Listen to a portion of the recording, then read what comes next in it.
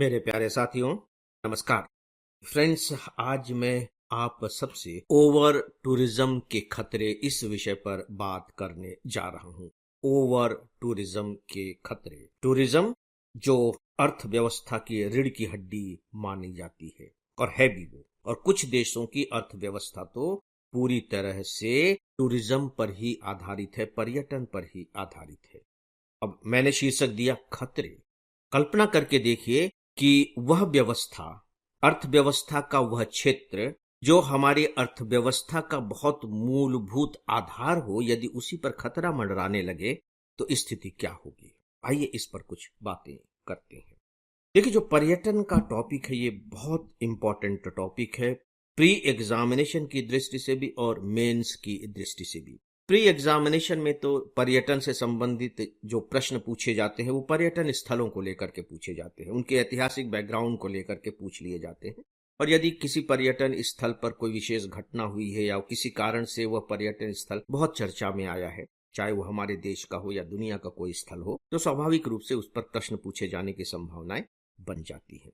Otherwise भी एक topic के रूप में पर्यटन बहुत इंपॉर्टेंट टॉपिक है। और मैं जहां तक याद कर पा रहा हूं, करीब 5-6 साल पहले पर्यटन पर तो इंडिपेंडेंटली ऐसे पूछ लिया गया था कि आप ऐसे लिखिए। अभी भी इस टॉपिक की महत्ता इतनी ही बनी हुई है। पिछले कुछ दिनों से पर्यटन के बारे में अखबारों में आप थोड़ी सी अलग तरह की खबरें पढ़ रहे होंगे। और वो खबरें क्या हैं? खबरें ये हैं कि अब कुछ देश के जो लोग हैं वो अपने यहाँ के पर्यटकों का विरोध करने लगे हैं, और यहाँ तक कि पर्यटकों के साथ जो उनके व्यवहार हैं वो भी दुर्व्यवहार में बदल गए हैं। उन देशों की अर्थव्यवस्था की रीढ़ की हड्डी पर्यटन है, इसके बावजूद वे पर्यटन का विरोध कर रहे हैं। इसे ही कहा जाता है ओवर टूरिज्म। देखिए, सीधी सी बात है कि जो बात, जो काम, जो व्यवहार, जो चरित्र अनुशासन के अंदर होता है वहां तक तो वो ठीक है, लेकिन जब कोई चीज अनुशासन के बाहर जाती है और हद के बाहर गुजर जाती है तो उसका विरोध होने लगता है। और पर्यटन के साथ भी फिलहाल यही हो रहा है। आप जानते हैं कि सोशल मीडिया ने पर्यटन को कितना ज्यादा बढ़ावा दिया है। कुछ पर्यटक स्थलों पर बार बार आपको देखने को मिलते हैं, ट्रेवल ब्लॉगर लिखे जा रहे हैं, टूरिज्म के हैंडल्स हो गए हैं। तो इसके कारण जो पर्यटन स्थल हैं वो बहुत ज्यादा पॉपुलर होते चले जा रहे हैं, तो लोगों की संख्या बढ़ती चली जा रही है। तो डेफिनेटली जब लोगों की संख्या बढ़ती चली जाएगी तो कुछ समस्याएं तो पैदा होंगी, और इस तरह की समस्याओं के बारे में आपको जानना ही चाहिए, क्योंकि सामान्य तौर पर पर्यटन को लेकर के स्टूडेंट के दिमाग में बहुत ही एक पॉजिटिव तस्वीर होती है कि नहीं नहीं, ये होना चाहिए, ये बहुत अच्छा है। जैसे भारत को ही ले लीजिए, तो मैं आपको अभी लेटेस्ट डेटा इसके दे रहा हूं, और वो ये है कि सन 2023 के फाइनेंशियल ईयर में, यानी कि 2023-24 का जो वित्तीय वर्ष अभी बीता है, उस फाइनेंशियल ईयर में हमारे यहाँ जितने विदेशी पर्यटक आए, मैं विदेशी पर्यटक की बात कर रहा हूं, भारतीय पर्यटकों की नहीं, उनकी संख्या बस 2 करोड़ से 8 लाख ही कम थी। हालांकि हमारी जनसंख्या को देखते हुए, हमारे यहाँ पर्यटन की जो संभावना है उनको देखते हुए ये संख्या कुछ भी नहीं है, लेकिन फिर भी हम 1,92,00,000 तक पहुंचे। और यदि हम उससे 1 साल पहले की बात करें तो हम केवल 86 लाख पे थे। इसका मतलब है कि हमारे यहाँ बहुत ज्यादा बढ़ोतरी हुई, और हमारे लिए ये खुशी की बात है, क्योंकि पर्यटन क्षेत्र को बढ़ावा देकर हम बहुत ज्यादा रोजगार पैदा कर सकते हैं, जिसकी हमें जरूरत भी है। तो ऐसी स्थिति में तो हमें लगता है कि जो तस्वीर है वो बहुत ही पॉजिटिव है, लेकिन दुनिया के कई ऐसे देश हैं जो ओवर टूरिज्म से परेशान हैं। 1-2 दिन पहले के ही अखबार में ग्रीस के बारे में लिखा हुआ था, ग्रीस के बारे में, कि ओवर टूरिज्म से बहुत परेशान है। वो सोच रहे हैं कि कैसे इस पर और टैक्स लगाया जाए, लोगों की संख्या की सीमाएं सीमित कर दी जाएं और दूसरे दूसरे तरीके अपनाए जाएं। बहुत सारे तरीके हो सकते हैं और कुछ देशों ने उसका इस्तेमाल करना शुरू भी कर दिया है। इससे ठीक पहले मुझे ध्यान आ रहा है, कुछ ही दिनों पहले एक और खबर छपी थी जिसमें यह हुआ था कि जो इटली में जो वेनिस है, ओवर टूरिज्म से वो बहुत ज्यादा परेशान है, वो भी प्रतिबंध लगाने की कोशिश कर रहा है। और यहां तक कि कुछ तो ऐसे द्वीप हैं कि वहां बाकायदे जब आप विजिट करने जाते हैं तो आपको बहुत ज्यादा टैक्स देना पड़ता है। और जो क्रूज होते हैं ना, जो पानी के जहाज है ना, वो भी टूरिज्म का एक बहुत बड़ा साधन है। तो आप पानी के जहाज से जाते हैं, पानी का जहाज कहीं जाकर के सुबह रुक जाता है किसी शहर के किनारे, अब आप अगर उस शहर में घूमना चाहते हैं तो उतरिए और उस शहर में जाइए, तो उस शहर में एंटर करने के जो टैक्सेस होंगे बहुत ज्यादा बढ़ा रहे हैं। उनका पर्पस केवल यह है कि आप हतोत्साहित हों, हतोत्साहित हो।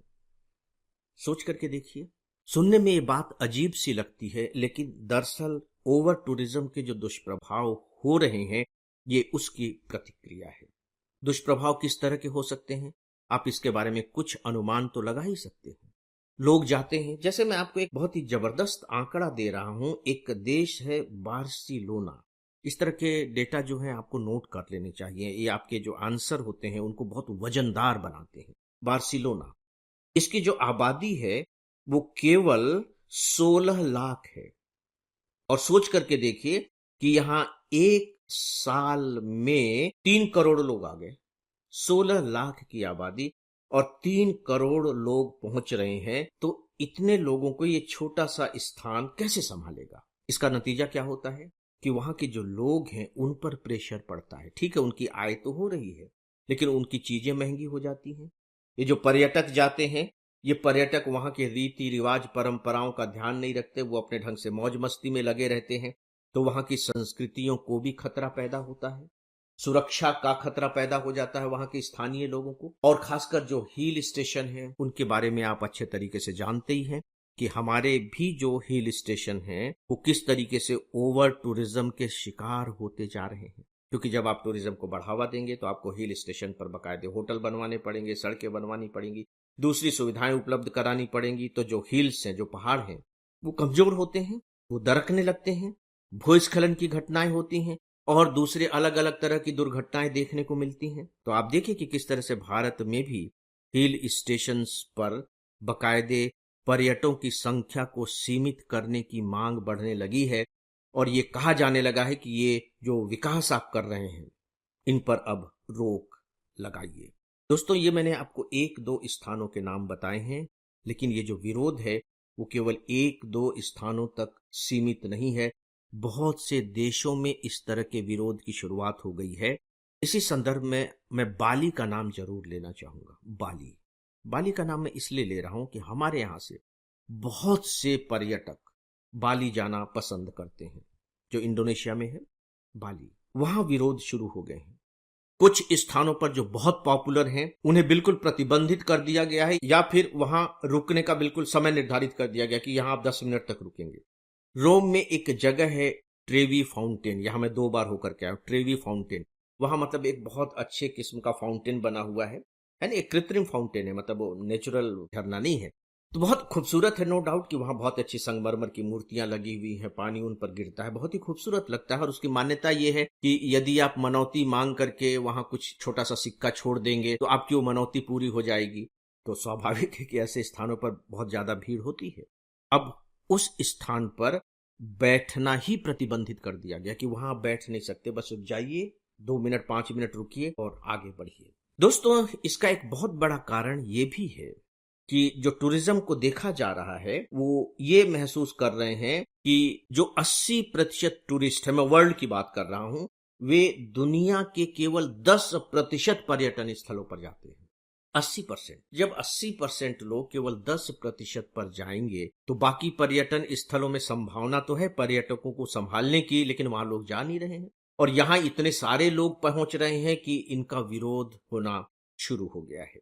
इसी संदर्भ में हमारे यहाँ की जो पर्यटन की स्थिति है, थोड़ी सी बात मैं उस पर भी करना चाहूंगा।